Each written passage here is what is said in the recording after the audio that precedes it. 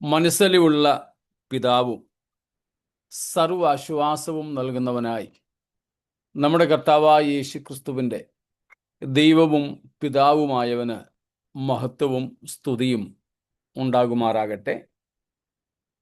നമ്മെ സ്നേഹിച്ചവനും നമ്മുടെ പാപങ്ങൾക്കായി തന്നെത്താൻ ഏൽപ്പിച്ചു തന്നവനുമായ നമ്മുടെ കർത്താവായ യേശുക്രിസ്തുവിൻ്റെ നാമത്തിൽ ഉള്ള സ്നേഹ അഭിവാദനങ്ങൾ ഏവർക്കും അറിയിക്കുന്നു. ഈ നല്ല പ്രത്യേകാൽ സമയവും കൂടെ ദൈവം നമുക്ക് ദാനമായി നൽകി. ഇത്രത്തോളം ദൈവം നമ്മോട് കരുണ ചെയ്തു. വളരെ അപകടകരമായ അവസ്ഥകളിലും സാഹചര്യങ്ങളിലും ദൈവം നമുക്കേവർക്കും സുരക്ഷ നൽകി. അതിലുപരി വിശ്വാസത്തിൽ നമ്മെ നിലനിർത്തി. ദൈവത്തിന് സ്തോത്രം ചെയ്യുന്നു. നാം വീണ്ടും ദൈവവചന പഠനത്തിനായി എബ്രായ ലേഖനത്തിൻ്റെ 2-ാം അധ്യായം 5 മുതൽക്കുള്ള വാക്യങ്ങളിലേക്ക് പ്രവേശിക്കുകയാണ്. ദൈവം ഇത്രത്തോളം നമ്മെ സഹായിച്ചു. ദൈവവചനത്തിൻ്റെ സത്യങ്ങൾ ഗ്രഹിപ്പാൻ പിന്നെയും ദൈവം നമുക്ക് കൃപയേകട്ടെ. അതിൻ്റെ 5 മുതൽ 8 വരെയുള്ള വാക്യങ്ങൾ വായിച്ചുകൊണ്ട് തന്നെ ഇന്നും നമുക്ക് തുടരാം. നാം പ്രസ്താവിക്കുന്ന ഭാവി ലോകത്തെ അവൻ ദൂതന്മാർക്കല്ലല്ലോ കീഴ്പ്പെടുത്തിയത്. എന്നാൽ മനുഷ്യനെ നീ ഓർക്കേണ്ടതിന് അവൻ എന്ത്? മനുഷ്യപുത്രനെ സന്ദർശിക്കേണ്ടതിന് അവൻ എന്തുമാത്രം? നീ അവനെ ദൂതന്മാരെക്കാൾ അല്പം മാത്രം താഴ്ത്തി തേജസ്സും ബഹുമാനവും അവനെ അണിയിച്ചിരിക്കുന്നു. നിന്റെ കൈകളുടെ പ്രവൃത്തികൾക്ക് നീ അവനെ അധിപതിയാക്കി സകലവും അവന്റെ കാൽ കീഴ് ആക്കിയിരിക്കുന്നു എന്ന് ഒരുവൻ ഒരിടത്ത് സാക്ഷ്യം പറയുന്നു. സകലവും അവന് കീഴാക്കിയതിൽ ഒന്നിനെയും കീഴ്പ്പെടുത്താതെ വിട്ടിട്ടില്ല. എന്നാൽ ഇപ്പോൾ സകലവും അവന് കീഴ്പ്പെട്ടതായി കാണുന്നില്ല. സ്തോത്രം. അപ്പോസ്തോലൻ എബ്രായ വിശ്വാസികളെ സംബോധന ചെയ്ത് കർത്താവായ യേശുക്രിസ്തുവിൻ്റെ മഹത്വത്തെക്കുറിച്ച് പറഞ്ഞു വരുമ്പോൾ മനുഷ്യനെക്കുറിച്ചും കൂടെ ഇവിടെ പരാമർശിക്കുന്നു. നാം നേരത്തെ കണ്ടതുപോലെ 5 മുതൽ 8 വരെയുള്ള വാക്യങ്ങളിൽ ഒന്നാം മനുഷ്യനായ ആദമിൻ്റെ വംശ പരമ്പരയിൽപ്പെട്ട മനുഷ്യരെക്കുറിച്ചാണ് പറയുന്നത്. മനുഷ്യനെക്കുറിച്ച്, നമ്മെക്കുറിച്ച്, ഞാനും നിങ്ങളും ഉൾപ്പെടുന്ന മനുഷ്യജാതിയെക്കുറിച്ച്. ഒന്നാം മനുഷ്യൻ്റെ വംശപാരമ്പര്യം, man taken out of the ground. ചുമന്നവനെന്നും അതിനർത്ഥമുണ്ട്, റെഡ് എന്നും അർത്ഥമുണ്ട്, മണ്ണിൻ്റെ നിറം. മനുഷ്യൻ, അവനെക്കുറിച്ച് ദൂതന്മാരുമായി തട്ടിച്ച് അല്ലെങ്കിൽ താരതമ്യപ്പെടുത്തി പറഞ്ഞിരിക്കുന്നു. സൃഷ്ടിപ്പിൽ നമ്മൾ മനുഷ്യർ ദൂതന്മാരെക്കാൾ അല്പം താഴെയാണ്.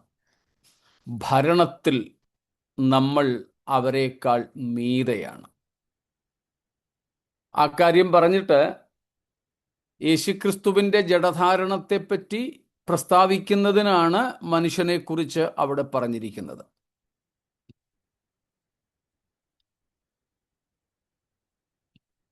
നമ്മൾ അടിസ്ഥാന വേദോപദേശങ്ങൾ എന്നൊരു വിഷയം ഇടയ്ക്കിടയ്ക്ക് ഒന്ന് പറഞ്ഞു വിട്ടിട്ടുണ്ട്.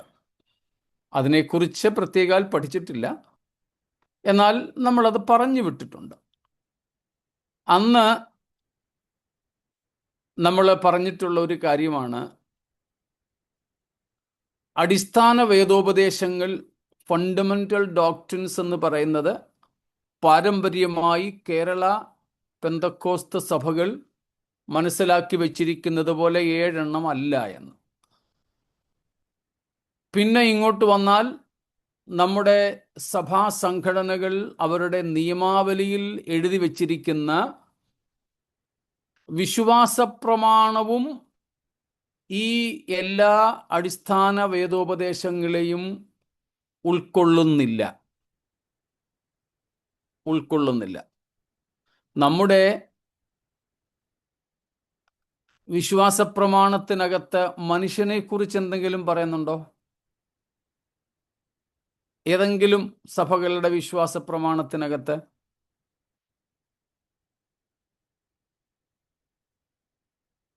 മനുഷ്യൻ പാപിയാണെന്ന് പറയുന്നുണ്ട്.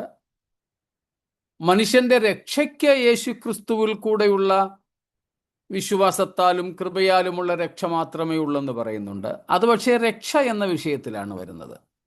മനുഷ്യൻ, എൻ്റെ അറിവിൽ ഒരു സഭാ സംഘടനയുടെയും വിശ്വാസ പ്രമാണത്തിനകത്ത് മനുഷ്യനെക്കുറിച്ച് പ്രതിപാദിക്കുന്നില്ല. പക്ഷേ വേദപുസ്തകത്തിൽ, പുതിയ നിയമത്തിൽ, പഴയ നിയമത്തിലായാലും പുതിയ നിയമത്തിലായാലും മനുഷ്യനെക്കുറിച്ചുള്ള അടിസ്ഥാന ഉപദേശം ബൈബിൾ നൽകുന്നുണ്ട്. അതും നമ്മുടെ അടിസ്ഥാന വിശ്വാസ പ്രമാണത്തിനകത്ത് ഉൾപ്പെടുത്തേണ്ട കാര്യമാണ്. കാരണം മനുഷ്യനെക്കുറിച്ച് ശാസ്ത്രം പറയുന്നത്, മനുഷ്യനെക്കുറിച്ച് ഇതര മതങ്ങൾ പറയുന്നത് ബൈബിളിൻ്റെ ഉപദേശത്തിൽ നിന്നും വ്യത്യസ്തമായിട്ടുള്ള കാര്യങ്ങളാണ്. വേദപുസ്തകം മനുഷ്യനെപ്പറ്റി എന്ത് പറയുന്നു? ചുരുക്കത്തിൽ പറഞ്ഞാൽ മനുഷ്യൻ പരിണമിച്ചുണ്ടായതല്ല. മനുഷ്യൻ ദൈവത്തിൻ്റെ സൃഷ്ടിയാണ്. ദൈവം തൻ്റെ സ്വരൂപത്തിലും സാദൃശ്യത്തിലും മനുഷ്യനെ നിലത്തെ പൊടികൊണ്ട് സൃഷ്ടിച്ചു. അവൻ്റെ മൂക്കിൽ ജീവശ്വാസമൂതി അവൻ ജീവനുള്ള ദേഹിയായി തീർന്നു. ഇതാണ് വേദപുസ്തകത്തിൻ്റെ മനുഷ്യനെക്കുറിച്ചുള്ള പഠിപ്പീര് അല്ലെങ്കിൽ ഉപദേശം. ഇത് നമ്മൾ വിശ്വസിക്കണം. നമ്മുടെ കുഞ്ഞുങ്ങളെ തന്നെ വിളിച്ച് ആത്മാർത്ഥമായിട്ട് അവരോട് ചോദിച്ചാൽ അവരിൽ തന്നെ എത്ര പേർക്ക് വേദപുസ്തകം മനുഷ്യനെക്കുറിച്ച് പറയുന്ന, മനുഷ്യൻ്റെ ഉൽപ്പത്തിയെക്കുറിച്ച് പറയുന്ന, മനുഷ്യൻ്റെ സൃഷ്ടിയെക്കുറിച്ച് പറയുന്ന ഈ കാര്യങ്ങൾ ബോധ്യമുണ്ട്, വിശ്വാസമുണ്ട് എന്നറിയാൻ പറ്റും. കാരണം നമ്മുടെ കുഞ്ഞുങ്ങളും സ്കൂളിലെ കൊച്ചു ക്ലാസ്സുകൾ മുതൽ പഠിക്കുന്നത് മനുഷ്യൻ പരിണമിച്ചുണ്ടായി. കുരങ്ങുകൾ, മനുഷ്യക്കുരങ്ങുകൾ, ഇവയുടെയൊക്കെ രക്തവുമായിട്ടാണ് മനുഷ്യൻ്റെ രക്തത്തിനും ജീനുകൾക്കുമൊക്കെ വളരെ സാദൃശ്യമുള്ളത് എന്നിങ്ങനെയുള്ള ഉപദേശങ്ങൾ. സയൻസിലേക്ക് വരുമ്പോൾ ഉപദേശമെന്നല്ല, സിദ്ധാന്തങ്ങൾ, തത്വങ്ങൾ എന്ന് പറയും. നമ്മുടെ ഭാഷയിൽ ഉപദേശങ്ങൾ എന്ന് പറയും. അതാണ് അവർ, നമ്മുടെ കുഞ്ഞുങ്ങൾ തന്നെ കൊച്ചു ക്ലാസ്സുകൾ മുതൽ പഠിക്കുന്നത്. അവർ പഠിച്ച് വളരും തോറും ഇത് തന്നെയാണ് അവരുടെ മനസ്സിലേക്ക് കുത്തിവെച്ചുകൊണ്ടിരിക്കുന്നത്. അപ്പോൾ അടിസ്ഥാനപരമായി മനുഷ്യനെക്കുറിച്ചുള്ള ബൈബിളിൻ്റെ ഉപദേശവും അടിസ്ഥാന ഉപദേശങ്ങളിൽ പെടുന്നതാണ്. നമ്മുടെ വിശ്വാസ പ്രമാണത്തിൽ പെടുന്ന കാര്യമാണ്. പക്ഷേ സഭകൾ അത് വിശ്വാസ പ്രമാണത്തിൻ്റെ കൂട്ടത്തിൽ ചേർത്തിട്ടില്ല. അങ്ങനെയുള്ള പല കാര്യങ്ങളുമുണ്ട്. അങ്ങനെയൊക്കെ കൂടെ വെച്ച് നോക്കിയാൽ 30-ൽ അധികം അടിസ്ഥാന വേദോപദേശ കാര്യങ്ങൾ പുതിയ നിയമത്തിൽ രേഖപ്പെടുത്തിയിട്ടുണ്ട്. സഭകൾ അവരുടെ വിശ്വാസ പ്രമാണത്തിനകത്ത് 14 തൊട്ട് അങ്ങേയറ്റം പോയാൽ 21 വരെ ചേർത്തിട്ടുണ്ടെന്നാണ് എൻ്റെ അറിവ്. ചില സഭകൾ 14, ചിലർ 16, ചിലർ 17, ഇങ്ങനെ. പോകട്ടെ, വിശ്വാസ പ്രമാണമല്ല ഇപ്പോൾ നമ്മുടെ വിഷയം. ഇവിടെ മനുഷ്യനെക്കുറിച്ച് പറഞ്ഞിരിക്കുന്ന കാര്യം നമ്മളൊന്ന് പരിഗണിച്ചതാണ്. അതായത് ദൈവത്തെക്കുറിച്ച് നമുക്ക് വേദപുസ്തകം ഉപദേശിച്ച് തരുന്നത് പോലെ തന്നെ മനുഷ്യനെക്കുറിച്ചും വേദപുസ്തകം ഉപദേശിച്ചു തരുന്നുണ്ട്. അതുപോലെ തന്നെ സാത്താനെക്കുറിച്ചും ദൂതന്മാരെക്കുറിച്ചും. അപ്പോൾ ജീവനുള്ള ആളത്വങ്ങളായ ഈ 4 ഘടകങ്ങളെപ്പറ്റി വേദപുസ്തകത്തിന് തനതായ ഉപദേശമുണ്ട്. ദൈവം, മനുഷ്യൻ, ദൂതന്മാർ, പിശാച്. അതുകൊണ്ട് സിസ്റ്റമാറ്റിക് തിയോളജി, വ്യവസ്ഥാപിത വേദശാസ്ത്രത്തിനകത്ത് ഈ 4 പഠനശാഖകൾ വേറെയായിട്ടുണ്ട്. ദൈവശാസ്ത്രം, നരവംശശാസ്ത്രം, ദൂതശാസ്ത്രം, ഭൂതശാസ്ത്രം അല്ലെങ്കിൽ ഡീമനോളജി, സാത്താനെക്കുറിച്ചുള്ള പഠനം. ഇവകൾ വേറെ വേറെ ഉണ്ട്. അങ്ങനെ തന്നെ നാം ഇത് 4ഉം മനസ്സിലാക്കേണ്ടതുമാണ്. അതുകൊണ്ടാണ് ആ പഠനത്തിൻ്റെ ഭാഗമായിട്ടാണ് ഈ എബ്രായർ 2 5 തൊട്ട് 8 വരെയുള്ള വാക്യങ്ങളിൽ മനുഷ്യനെപ്പറ്റി പറഞ്ഞിരിക്കുന്നത്. സാധാരണ മനുഷ്യനെപ്പറ്റി. തീർച്ചയായിട്ടും കർത്താവായ യേശുക്രിസ്തു മനുഷ്യനായി പിറക്കുന്നതിനെ സംബന്ധിച്ച്, അതിൻ്റെ ഉദ്ദേശത്തെക്കുറിച്ച്, അതിൻ്റെ ലക്ഷ്യത്തെക്കുറിച്ച് പ്രസ്താവിക്കുന്നതിനാണ് ആത്യന്തികമായും ഈ ഭാഗത്ത് മനുഷ്യനെക്കുറിച്ചുള്ള പരാമർശം. അത് ശരി തന്നെയാ.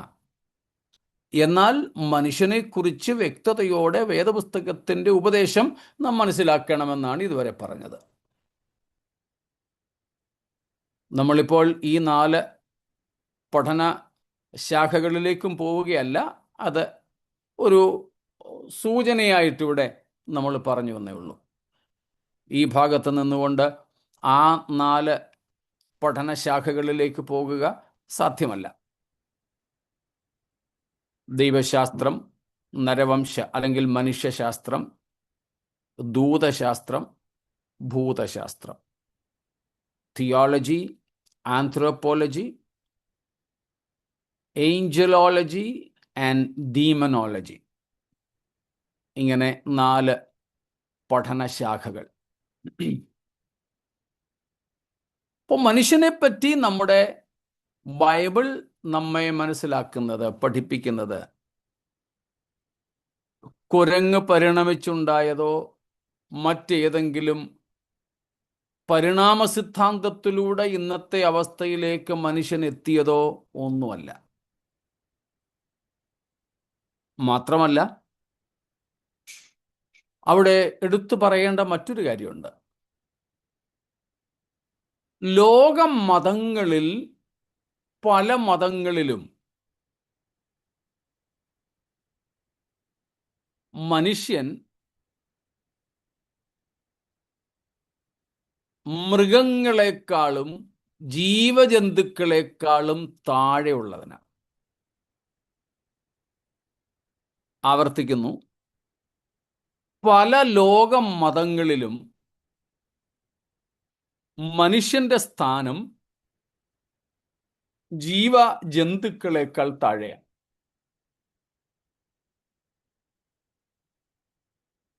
ചില മതങ്ങൾ പറയും സൃഷ്ടികളുടെ മണിമകുടമാണ് മനുഷ്യനെന്ന്. പക്ഷേ പ്രായോഗികമായി മനുഷ്യൻ മൃഗങ്ങളെക്കാൾ, ജന്തുക്കളെക്കാൾ താഴെയാണെന്ന് അവർ സമർത്ഥിക്കുകയും ചെയ്യും. സിദ്ധാന്തത്തിൽ മനുഷ്യൻ മുകളിലും പ്രയോഗത്തിൽ ഇതര സൃഷ്ടികളെക്കാൾ, പക്ഷിമൃഗാദികളെക്കാൾ താഴെയും എന്നാണ് വിവക്ഷ. എങ്ങനെയെന്ന് ഒരുപക്ഷെ മനസ്സിൽ ചോദ്യമുണ്ടായി കാണും.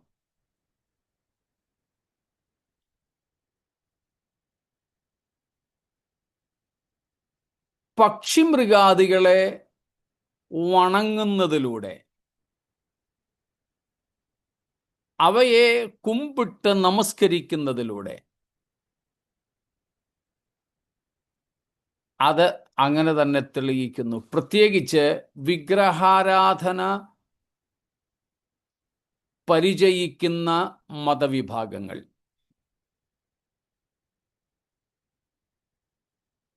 പാമ്പ്, ചില പക്ഷികൾ, ചില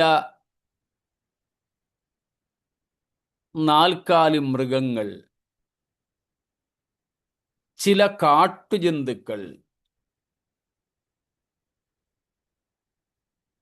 ചില ജലജീവികൾ, ഇവയൊക്കെ ആരാധിക്കുന്ന, കുമ്പിടുന്ന, ദൈവപ്രതീകങ്ങളായി കണക്കാക്കുന്ന പല വിഗ്രഹാരാധന മതങ്ങളും ലോകത്തിലുണ്ട്.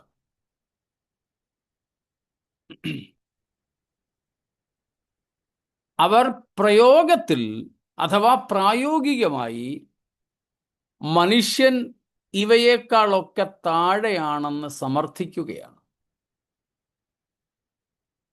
അവയെ കുമ്പിടുന്നതിലൂടെ. നമ്മുടെ നാട്ടിൽ തന്നെ നോക്കാം. മനുഷ്യരോടുള്ള അനീതിയും വിവേചനവും മനുഷ്യത്വരഹിതമായ ഇടപാടുകളും നടന്നാൽ അതിനെതിരെ കൊടി പിടിക്കാൻ പൊതുവെ ആരുമില്ല. എന്നാൽ ഒരു തെരുവ് നായ്ക്ക് വേണ്ടി ശബ്ദമുയർത്താൻ പല സംഘടനകളുണ്ട്. എന്നാൽ ആ തെരുവ് നായികൾ ഒരു മനുഷ്യക്കുഞ്ഞിനെ കടിച്ചു കീറി തിന്നാൽ ആ കുഞ്ഞിന് വേണ്ടിയോ ആ കുഞ്ഞിൻ്റെ കുടുംബാംഗങ്ങൾക്ക് വേണ്ടിയോ ശബ്ദിക്കാൻ സംഘടനകളില്ല. കാട്ടാനയ്ക്ക് വേണ്ടി പോലും ഫാൻ അസോസിയേഷൻ ഉണ്ട്. നമ്മുടെ നാട്ടിലെ കാര്യമാണ് പറയുന്നത്. കാട്ടാനയ്ക്ക് വേണ്ടി പോലും.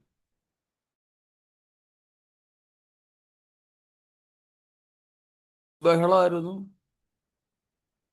കാട്ടാന, അരിക്കൊമ്പൻ, ചക്കക്കൊമ്പൻ, ഇങ്ങനൊക്കെ പറയുന്ന ഓരോ കാട്ടാനകൾ.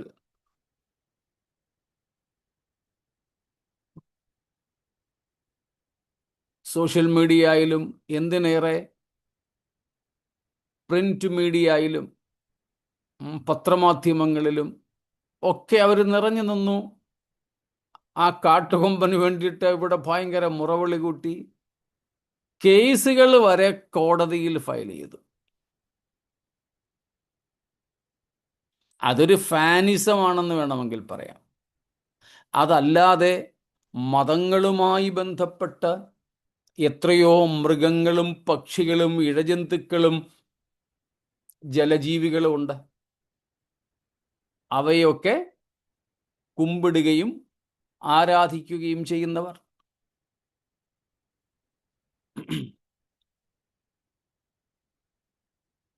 ആ പശ്ചാത്തലത്തിൽ വേണം നാം ഇവിടെ മനുഷ്യനെക്കുറിച്ചുള്ള വേദപുസ്തകത്തിൻ്റെ അടിസ്ഥാന ഉപദേശത്തെ മനസ്സിലാക്കേണ്ടത്. ബൈബിൾ പറയുന്നത് ഈ സൃഷ്ടികൾക്കൊന്നിനും മനുഷ്യൻ കീഴ്പ്പെട്ടവനല്ല, എന്തിനേറെ സൃഷ്ടിപ്പിൻ്റെ വിഷയത്തിൽ മനുഷ്യരെക്കാൾ ഉയർന്നവരായ ദൂതന്മാരെക്കാളും മനുഷ്യർ ശ്രേഷ്ഠർ എന്ന ഉപദേശമാണ് ബൈബിൾ നമുക്ക് നൽകുന്നത്.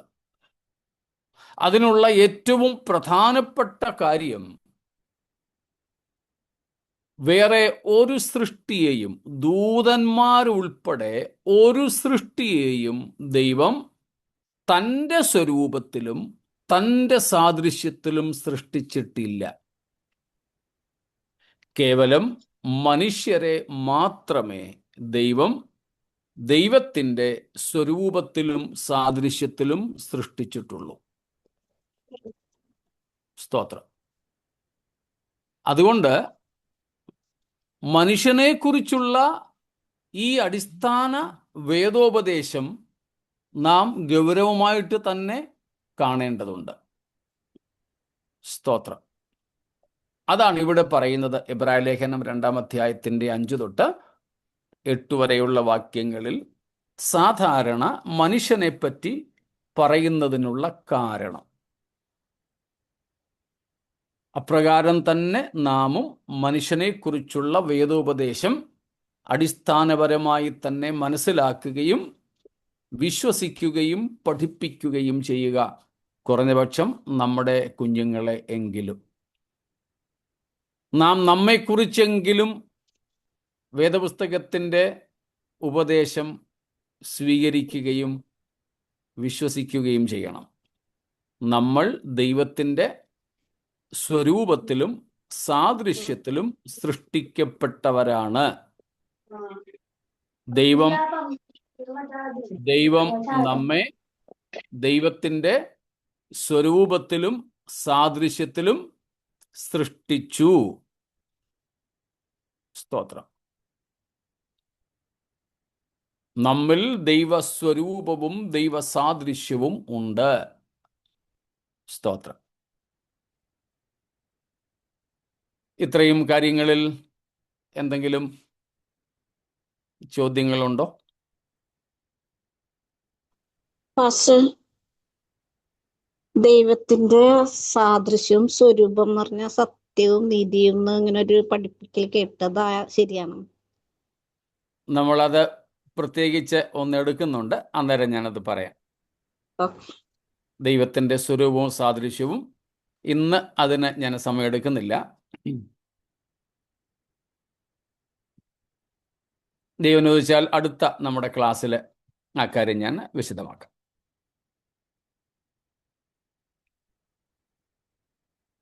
നിഷ്കളങ്കരായ ഈ മനുഷ്യരെ എങ്ങനെ കൊന്നൊടുക്കും? ദൈവം കൊടുക്കുന്ന അധികാരം തന്നെ ആയിരിക്കുമോ പാസ്റ്റർ മനുഷ്യർക്ക്? അത് പാപത്തിൻ്റെ പരിണിത ഫലത്തിൽപ്പെടുന്നതാണ്. പൊതുവെ നിരീശ്വരവാദികളായിട്ട് ഉള്ള മനുഷ്യരൊക്കെ ചോദിക്കുന്നൊരു ചോദ്യം അത്. വിശുദ്ധനായ നീതിയുള്ള ദൈവം എന്തുകൊണ്ട് വയലൻസ്, ദുഷ്ടത ഭൂമിയിൽ അനുവദിക്കുന്നു?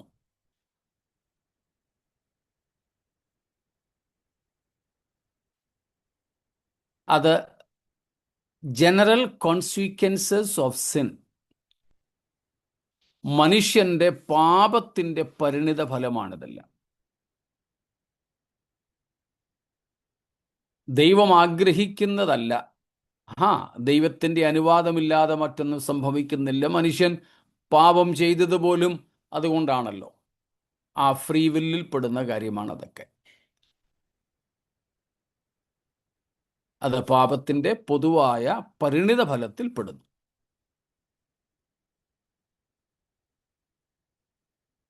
അത് ലോകത്തിൻ്റെ വ്യവസ്ഥയിൽ പെടുന്നതാണ്. അതും കൂടെ ഇതിനോട് ചേർത്ത് പറയാം. 5-ാം വാക്യം ഒന്നും കൂടെ വായിച്ചാട്ടെ. നാം പ്രസ്താവിക്കുന്ന ഭാവി ലോകത്തെ എബ്രായർ 2:5. എബ്രായർ 2:5. വായിച്ചോ സുജ. നാം പ്രസ്താവിക്കുന്ന ഭാവി ലോകത്തെ അവൻ ദൂതന്മാർക്കല്ലല്ലോ കീഴ്പ്പെടുത്തിയത്.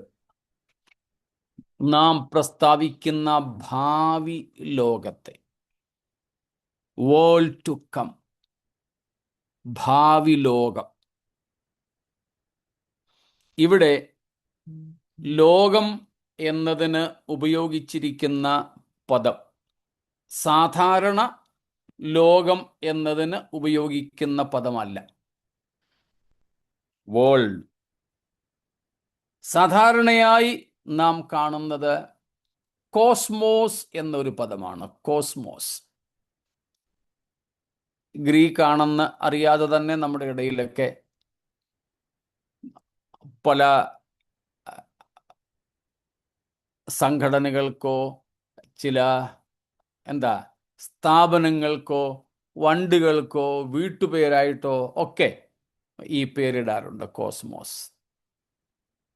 ലോകം എന്നതിന് കൊടുത്തിട്ടുള്ള പൊതുവായ ഗ്രീക്ക് പദമാണ് കോസ്മോസ്. അതിന് പല അർത്ഥങ്ങളുണ്ട്, എന്നാൽ അതിലേക്ക് നമ്മൾ പോകുന്നില്ല. ഒരു സെൻറ്റൻസ് അതിൽ തീർച്ചയായിട്ടും പറഞ്ഞു വിടേണ്ടതുണ്ട്, അത് ഞാൻ പറയാം. എന്നാൽ ഇവിടെ നമ്മൾ കാണുന്ന ലോകം എന്നതിന് കൊടുത്തിട്ടുള്ള പദം മറ്റൊന്നാണ്. അതിന് അവിടെ നമ്മൾ കാണുന്നത് ഒയ്ക്കൂമീനെ എന്ന ഒരു പദമാണ്. ഒയ്ക്കൂമീനെ. OIKOUMEN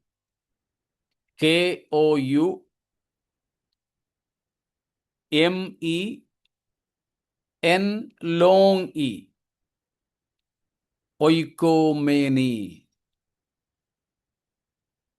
ഈ ഒയ്ക്കൂമേനി എന്ന പദം ഇവിടെ ഇപ്പോൾ നമ്മൾ വായിച്ച എബ്രായർ 2:5 ലോകം എന്നതിന് കോസ്മോസ് എന്ന പൊതുപദമല്ല, ഒയ്ക്കോമേനി എന്ന പദമാണ്. ആ ഒയ്ക്കോമേനി എന്ന ഇവിടുത്തെ പദത്തിന് ലോകമെന്ന് തർജ്ജമ ചെയ്തിരിക്കുന്നു. വേൾഡ് ടു കം, വേൾഡ് എന്ന് ഇംഗ്ലീഷിൽ, ലോകം എന്ന് നമ്മുടെ ഭാഷയിൽ തർജ്ജമ ചെയ്തിരിക്കുന്നു എങ്കിലും അതിൻ്റെ അർത്ഥം ഇൻഹാബിറ്റഡ് എർത്ത് എന്നാണ്. Inhabited earth, inhabited earth.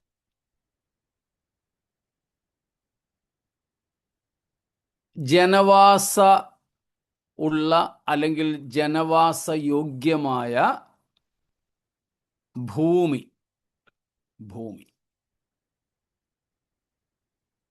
ആ അർത്ഥത്തിൽ വേദപുസ്തകത്തിൽ പലയിടത്തും ആ പദം ഉപയോഗിച്ചിട്ടുണ്ട്.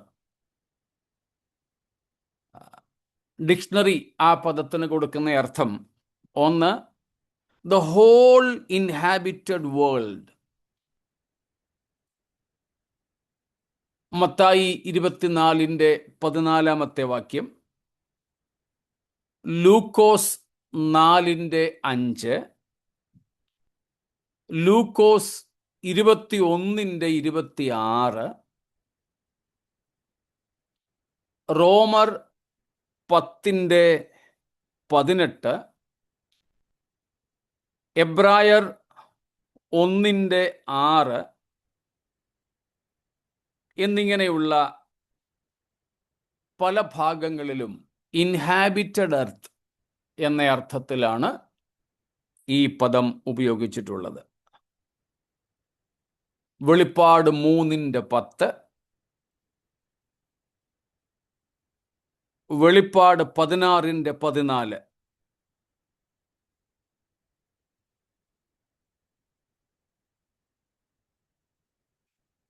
മാത്യു 24:14, ലൂക്ക് 4:5, ലൂക്ക് 21:26,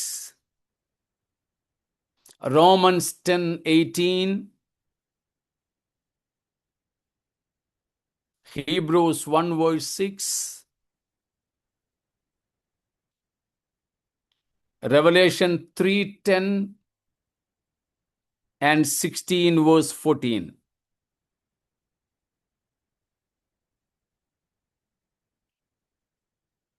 അപ്പോസ്തലപ്രവർത്തികൾ 17:31, ആക്ട്സ് 17:31 ഇങ്ങനെയൊക്കെയുള്ള എല്ലാ ഭാഗങ്ങളിലും ഉപയോഗിച്ചിരിക്കുന്നത് ഈ ഒരു പദമാണ്.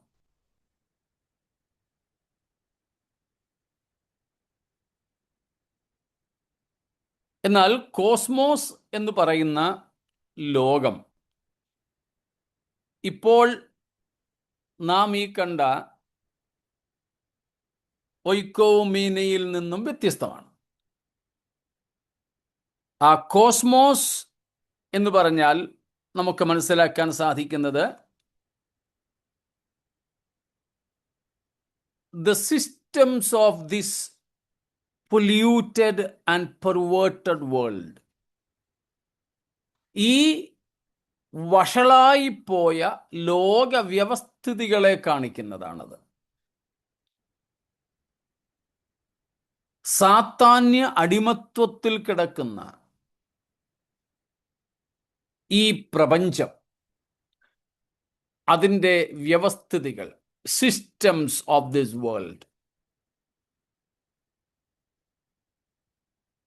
the very way this world is working, ഈ ലോകത്തിൻ്റെ പ്രവർത്തന രീതി, പ്രവർത്തന ശൈലി നമുക്കതിനെ കാണാനായിട്ട് കഴിയും. The world is cosmos which in this moral or ethically use refers to the world system of evil of which Satan is the head. All the unsaved people, his servants, together with pursuits, pleasure, purposes, people, and places where God is not wanted. Cosmos എന്ന് പറയുന്ന ലോകം, അതിനെയാണ് പൊതുവെ ഈ ലോകമെന്ന് വിളിക്കുന്നത്. ഈ ലോകമെന്നാണ് അതിനെ പ്രത്യേകാൽ എടുത്ത് പറയുന്നത്. അതുകൊണ്ടാണ് റോമർ 12:1 1-2 വാക്യങ്ങൾ പറയുന്നത്, നമ്മൾ ഈ ലോകത്തിന് അനുരൂപരാകരുത്. ആഹാ, ഈ ലോകത്തിന് അനുരൂപരാകരുത്. അപ്പം ആ ലോകം എന്ന് പറഞ്ഞാൽ അതിൻ്റെ മൗലികമായ സാൻമാർഗികമായ വശത്തെയാണ് കാണിക്കുന്നത്. സാൻമാർഗികമായ വശത്തെ, അത് ഈ ലോകത്തിൻ്റെ വ്യവസ്ഥിതിയെ കാണിക്കുന്നു.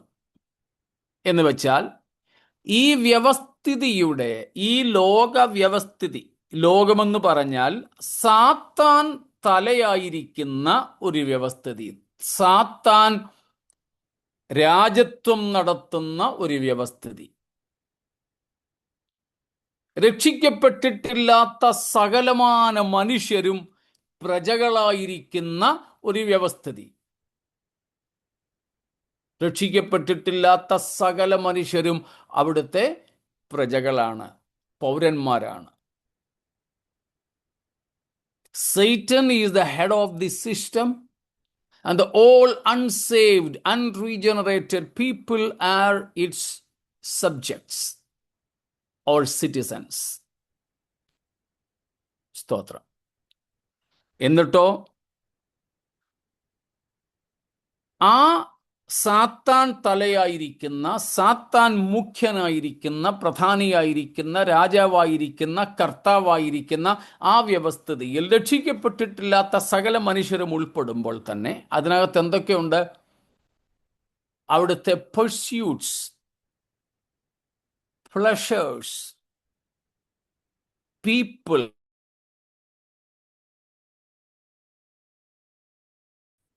പർപ്പസസ്. സാത്താൻ തലയായിരിക്കുന്ന ആ വ്യവസ്ഥിതിയിൽ എന്തൊക്കെ കൂടെ ഉൾപ്പെടും? അതിൻ്റെ രീതികൾ, അതിൻ്റെ പ്രവർത്തന ശൈലികൾ, ഉദ്ദേശങ്ങൾ, അവിടുത്തെ ആസ്വാദനങ്ങൾ, സുഖങ്ങൾ, അവിടുത്തെ ജനം, സ്ഥലങ്ങൾ, ഇവയെല്ലാം ഇതിനകത്തുൾപ്പെടും.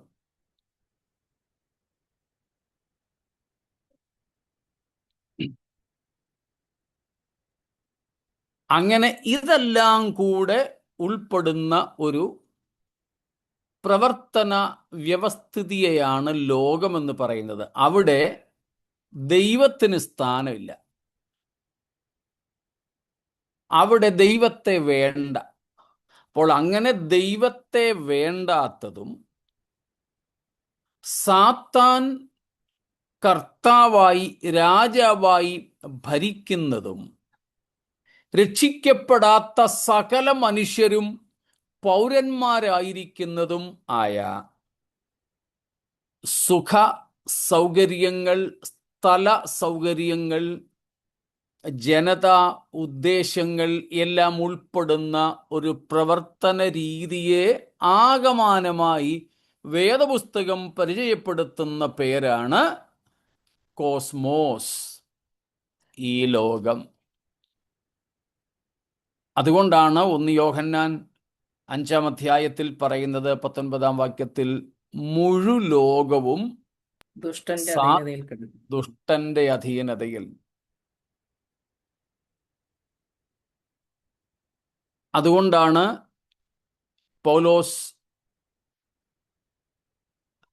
2 കൊരിന്ത്യർ 4:4 പറഞ്ഞത്, സാത്താനെ എന്താ വിളിച്ചിരിക്കുന്നത്? ഈ ലോകത്തിന്റെ ദൈവം. ഈ ലോകത്തിന്റെ ദൈവം. അതുമായി ബന്ധപ്പെട്ട് ഒത്തിരി ഭാഗങ്ങൾ നമുക്ക് തിരുവെഴുത്തിൽ കാണുവാനായിട്ട് സാധിക്കും. സ്തോത്രം. യോഹന്നാൻ 12:31 ഒന്ന് നോക്കിക്കോളൂ. ജോൺ 12:31.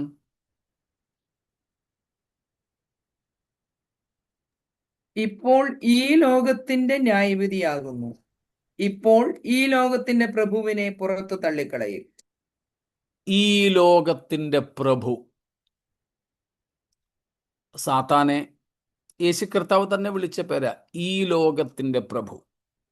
14:30, 14:30 യോഹന്നാൻ തന്നെ. ഞാൻ ഇനി നിങ്ങളോട് വളരെ സംസാരിക്കുകയില്ല, ലോകത്തിന്റെ പ്രഭു വരുന്നു, അവൻ എന്നോട് ഒരു കാര്യവുമില്ല. അവിടെയും കർത്താവ് സാത്താനെ അങ്ങനെ തന്നെ വിളിക്കുന്നു. 16:11, 16:11. ഈ ലോകത്തിന്റെ പ്രഭു വിധിക്കപ്പെട്ടിരിക്കൊണ്ട്. അവിടെയും അങ്ങനെ തന്നെ. കണ്ടോ, യേശു കർത്താവ് തന്നെ സാത്താനെ അവിടെ വിളിക്കുന്നത് ഈ ലോകത്തിന്റെ പ്രഭു എന്ന. അതുകൊണ്ട് തന്നെയാണ് മാനസാന്തരത്തെ പറ്റി പറയുമ്പോൾ പൗലോസ്ലീഹ പറയുന്നത്, അപ്പോസ്തല പ്രവൃത്തികൾ 26:18, ആക്ട്സ് 26:18. അവർക്ക് പാപമോചനവും എന്നിലുള്ള വിശ്വാസത്താൽ ശുദ്ധീകരിക്കപ്പെട്ടവരുടെ ഇടയിൽ അവകാശവും ലഭിക്കേണ്ടതിന് അവരുടെ കണ്ണു തുറപ്പാനും അവരെ ഇരുട്ടിൽ നിന്ന് വെളിച്ചത്തിലേക്കും സാത്താന്റെ അധികാരത്തിൽ നിന്ന് ദൈവത്തിങ്കിലേക്ക് തിരിപ്പാനും ഞാൻ ഇപ്പോൾ നിന്നെ അവരുടെ അടുക്കൽ അയക്കുന്നു. കണ്ടോ, സാത്താന്റെ അധികാരത്തിൽ നിന്ന് ദൈവത്തിങ്കിലേക്ക് തിരിപ്പാൻ. സാത്താന്റെ അധികാരത്തിൽ നിന്ന്. സ്തോത്രം.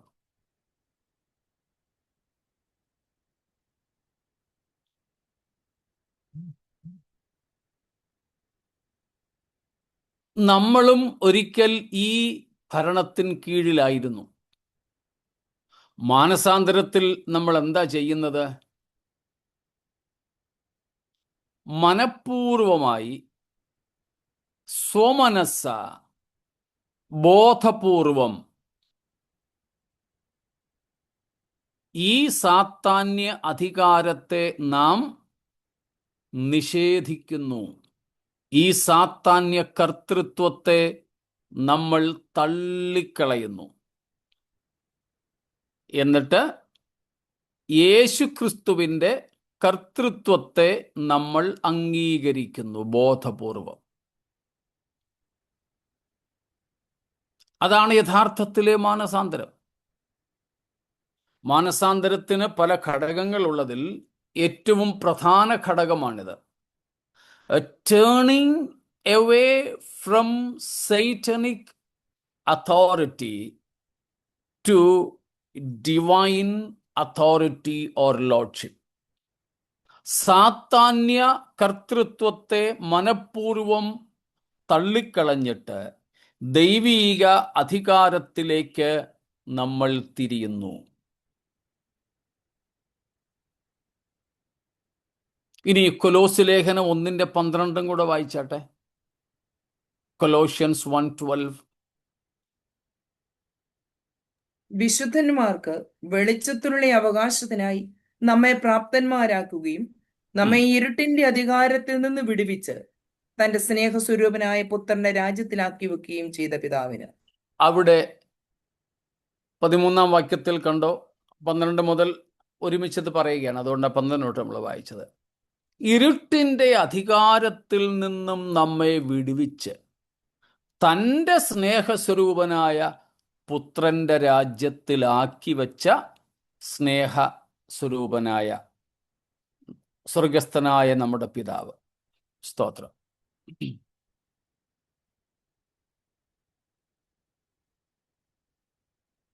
കണ്ടോ, നാം രക്ഷിക്കപ്പെടുന്നതിന് മുമ്പ് ഈ സാത്താന്യ അധികാരത്തിന് കീഴിലായിരുന്നു.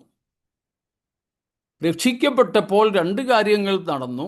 നമ്മുടെ ഭാഗത്ത് നിന്ന് മനഃപൂർവ്വം സാത്താന്റെ അധികാരത്തെ നിഷേധിച്ചു.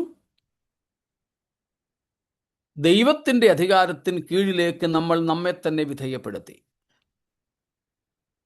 രണ്ട്, ദൈവത്തിന്റെ ഭാഗത്തു നിന്നും ഇരുട്ടിന്റെ അധികാരത്തിൽ നിന്നും നമ്മെ വിടുവിച്ചു, തൻ്റെ പുത്രന്റെ രാജ്യത്തെ നമ്മളെ ആക്കി വെച്ചു.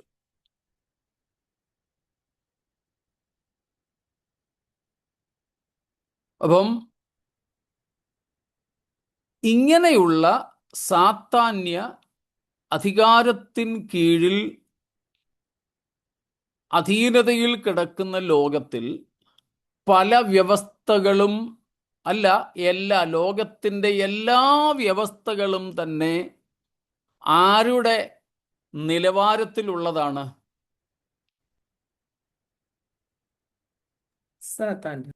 സാത്താന്റെ. അതിനുള്ള കാരണം എന്താ?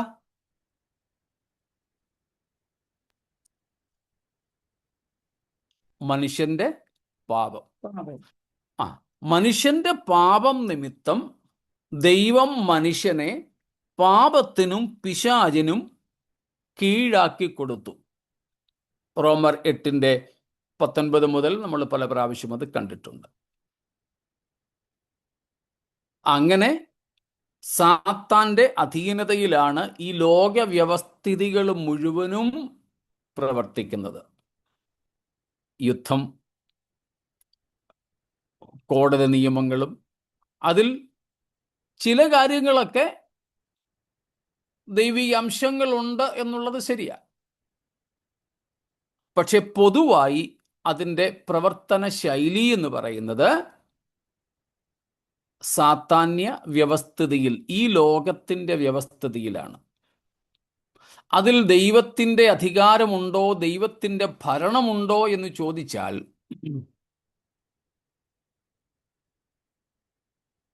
ഒരു ചോദ്യം അങ്ങനെ വന്നതുകൊണ്ട്, ഈ ലോകത്തിൽ ദൈവത്തിൻ്റെ ഭരണം ഉണ്ടോ?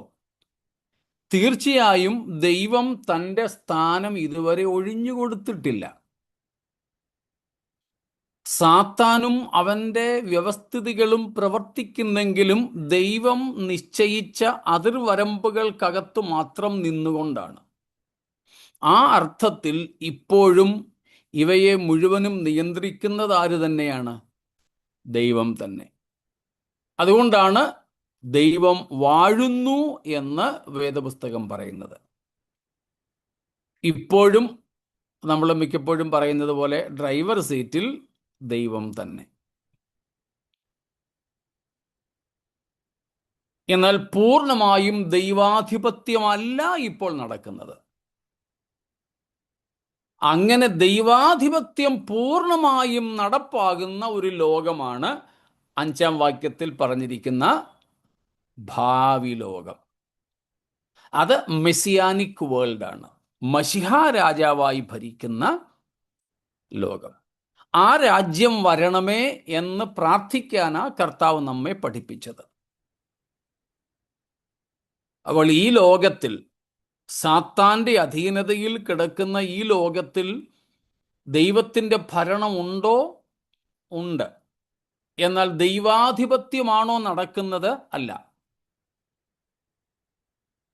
ദൈവാധിപത്യം എന്ന് പറഞ്ഞാൽ ദൈവത്തിൻ്റെ ക്രിസ്തു രാജാവായി ദൈവ ഇഷ്ടം മാത്രം നിറവേറുന്ന ഒരു ലോകം.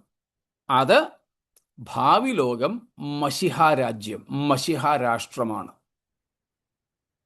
അതിനുവേണ്ടി പ്രാർത്ഥിക്കാനായി യേശു നമ്മെ പഠിപ്പിച്ചത്, നിന്റെ രാജ്യം വരയണമേ, നിന്റെ ഇഷ്ടം സ്വർഗത്തിലെ പോലെ ഭൂമിയിലും ആകണമേ. അത് മശിഹ വാഴുമ്പോൾ മാത്രമേ നടക്കൂ. നമ്മൾ അതിനുവേണ്ടിയാണ് നോക്കിപ്പാർക്കുന്നത്. അത് 1000 ആണ്ട് വാഴ്ചയിൽ ആരംഭിക്കും, പിന്നീട് അനുസ്യൂതം തുടരും. അന്ന് ഈ ലോകവാഴ്ചയ്ക്ക് കർത്താവ് മാറ്റം വരുത്തും. ഈ ലോക വ്യവസ്ഥിതികൾ മാറും. സാത്താനെ തന്നെ തുടച്ചു മാറ്റും. അവൻ ഇല്ലാതെയാവുകയല്ല, അവൻ്റെ ആസ്തിക്യം നഷ്ടപ്പെടുകയല്ല. 1000 ആണ്ട് വാഴ്ചയിൽ നാം അറിയുന്നത് പോലെ, നാം വെളിപ്പാട് പുസ്തകത്തിൽ പഠിച്ചതുപോലെ 1000 ആണ്ടേക്ക് അഗാധകൂപത്തിൽ അവനെ ചങ്ങലയ്ക്കിടും. അതിനുശേഷം അല്പകാലത്തേക്ക് അവനെ തുറന്നുവിടുകയും എന്നേക്കുമായി അവനെ പരാജയപ്പെടുത്തി അഗ്നി പൊയ്കയിലേക്ക് തള്ളുകയും അങ്ങനെ എന്നേക്കുമായി സാത്താനെ ശിക്ഷ വിധിച്ച് അവൻ്റെ പ്രവർത്തനങ്ങളെ ഇല്ലാതെയാക്കുകയും ചെയ്യും. അവൻ്റെ അസ്തിത്വം അപ്പോഴും അവനെ ഇടുന്ന ആ കൊച്ചു സെല്ലിനകത്ത് മാത്രം ഒതുങ്ങിയിരിക്കും.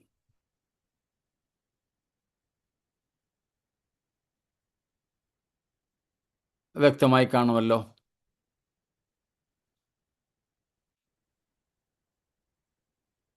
അപ്പോൾ ഇന്ന് നടക്കുന്ന യുദ്ധങ്ങളും ഒക്കെ ബാക്കിയുള്ള ലോകത്തിലെ മുഴുവൻ കാര്യാദികളും ദൈവം അനുവദിക്കുന്നു എന്ന് ഉണ്ട്.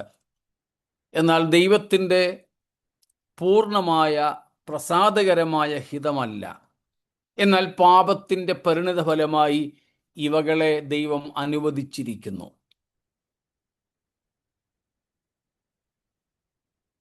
എന്നാൽ ഇങ്ങനെയൊന്നുമില്ലാത്ത യുദ്ധങ്ങൾ, യുദ്ധശ്രുതികൾ, ശത്രുത്വം, പടക്കോപ്പുകൾ, മിസൈലുകൾ, യുറേനിയം സമ്പുഷ്ടീകരണം, ഇങ്ങനെയൊന്നും ഇല്ലാത്ത ഒരു ലോകം വരുന്നു. അതിനാണ് നാം കാത്തിരിക്കുന്നത്.